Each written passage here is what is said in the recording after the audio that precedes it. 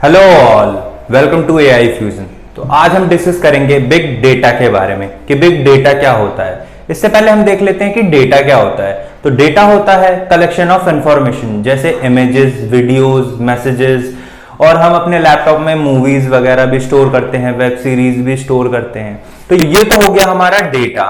अब हम देखते हैं कि बिग डेटा क्या होता है। तो जब यही डेटा बहुत ज्यादा कॉम्प्लेक्स और बहुत ही ज्यादा ह्यूज होता है तो उसे हम बोलते हैं बिग डेटा। अब ये देखते हैं कि ये कितना बड़ा हो सकता है।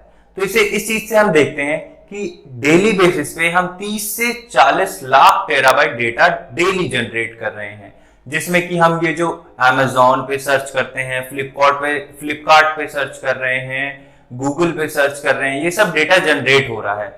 वेदर स्टेशन पे डेटा जनरेट हो रहा है, जो हम ट्वीट कर रहे हैं, जो हम फेसबुक पे वीडियोस, इमेजेस अपलोड कर रहे हैं, टेक्स्ट मैसेजेस एक्सचेंज कर रहे हैं, ये सब डेटा जनरेट हो रहा है।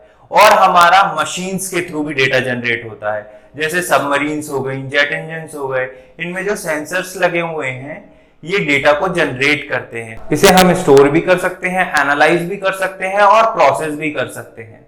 अब हम ये देखते हैं, ये जो इतना सारा डेटा प्रोड्यूस हो रहा है 30 से 40 लाख टेराबाइट पर डे, इसको प्रोसेस करने का और एनालाइज करने का फायदा क्या है।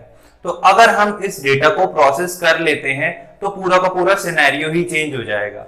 आज के टाइम पे हम बहुत थोड़ा सा डेटा हम प्रोसेस कर पाते हैं और एनालाइज कर पाते हैं।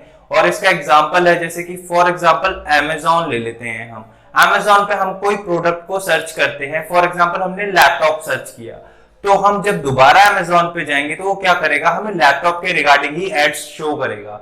क्यों ऐसा क्यों होता है? बिकॉज जिस कस्टमर ने किसी प्रोडक्ट के बारे में सर्च किया है, उस कस्टमर की उस प्रोडक्ट को लेने की प्रोबेबिलिटी जो है वो बढ़ जाती है बाकी कस्टमर्स के कंपैरिजन में। और हम ये देखते हैं कि मान के चलो कोई कंपनी दूसरी स्टेट में अपना प्लांट खोलना चाहती है, तो उसे बिग डेटा की वजह से पहले से ये इंफॉर्मेशन मिल जाएगी कि उस स्टेट में उसकी कंपनी के बारे में लोग क्या सोचते हैं, उसके प्रोडक्ट के बारे में लोग क्या सोचते हैं, उसके प्रोडक्ट को लोग लेना पसंद करते हैं या नहीं पसंद करते हैं, उस प्रोडक्ट के रिगार्डिंग रिव्यू क्या है लोगों का।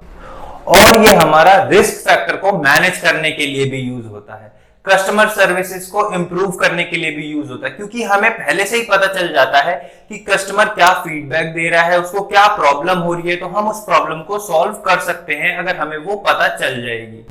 अब हम देखते हैं कि ये बिग डेटा कितने तरीके के होते हैं। तो बेसिकली बिग डेटा 3 तरीके के होते हैं।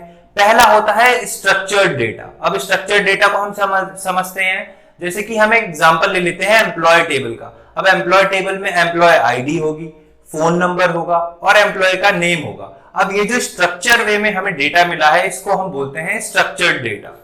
अब हम देखते हैं कि अनस्ट्रक्चर्ड डेटा क्या होता है। तो अनस्ट्रक्चर्ड डेटा में मैसेजेस हो गए, वीडियोस हो गई, इमेजेस हो गए, कुछ नंबर्स में डेटा हो गया।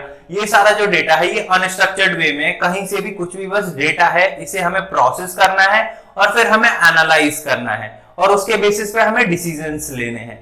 अब हम देखते हैं कि हमारा सेमी स्ट्रक्चर्ड डेटा क्या होता है, जो कि इसका तीसरा टाइप है। तो सेमी स्ट्रक्चर्ड डेटा होता है हमारा, इसके अंदर आधा होता है डेटा अनस्ट्रक्चर्ड और बाकी का डेटा होता है स्ट्रक्चर्ड, यानी कि दोनों मिक्सअप करके इसमें डेटा होता है। इसको हम बोलते हैं सेमी स्ट्रक्चर्ड डेटा।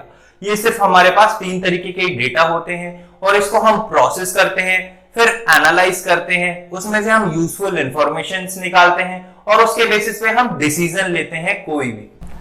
अब ये देखते हैं कि इस डेटा को हम पहचानेंगे कैसे। अब क्या कोई भी डेटा बिग डेटा है? जो फॉर एग्जांपल लैपटॉप में मूवीज पड़ी हैं, वेब सीरीज पड़ी हैं, क्या वो बिग डेटा है? नहीं। इसके कुछ फीचर्स हैं, जैसे कि वॉल्यूम बहुत ही ज्यादा ह्यूज होना चाहिए, बहुत ही बड़े वॉल्यूम में होना चाहिए, तब वो बिग डेटा है। दूसरा है वैरायटी, यानी कि बहुत ही ज्यादा इसके डेटा में वैरायटी होनी चाहिए। जैसे जो अभी अभी हमने डिस्कस किए टाइप्स ऑफ डेटा, जैसे इसके अंदर स्ट्रक्चर्ड डेटा भी होना चाहिए, अनस्ट्रक्चर्ड डेटा भी है और सेमी स्ट्रक्चर्ड डेटा भी है। मतलब जो डेटा है वो बहुत ही ज्यादा कॉम्प्लेक्स होना चाहिए, तब वो हमारा बिग डेटा है। और एक और इसका फीचर है, वो है वेलोसिटी। अब वेलोसिटी का क्या मतलब है? वेलोसिटी का ये मतलब है कि जो डेटा है हमारा वो किस स्पीड से जनरेट हो रहा है। अगर वो ज्यादा स्पीड से जनरेट हो रहा है तो वो हमारा बिग डेटा है। अब ये जो बिग डेटा है, इसको ये जो हम एनालाइज और प्रोसेस कर रहे हैं, ये जो ट्रेडिशनल टूल से हमारे इनसे पॉसिबल नहीं है। इसके लिए हम यूज करते हैं आज के टूल्स जो कि बिग डेटा के लिए बने हुए हैं, जिनसे हम इन्हें स्टोर और प्रोसेस और एनालाइज कर सकते हैं। तो आज की वीडियो में हमने देखा कि बिग डेटा क्या होता है, इसको प्रोसेस और एनालाइज करने का फायदा क्या होता है, और हमने इसके टाइप्स देखे, और उसके बाद फिर हमने ये देखा कि बिग डेटा को हम पहचान कैसे सकते हैं, इसके फीचर्स क्या हैं, इसके कैरेक्टरिस्टिक्स क्या है। तो आज की वीडियो में बस इतना ही। अब हम मिलेंगे नेक्स्ट वीडियो में। आई होप आपको सब समझ में आ गया होगा बिग डेटा के बारे में। तो again thank you all for watching this video.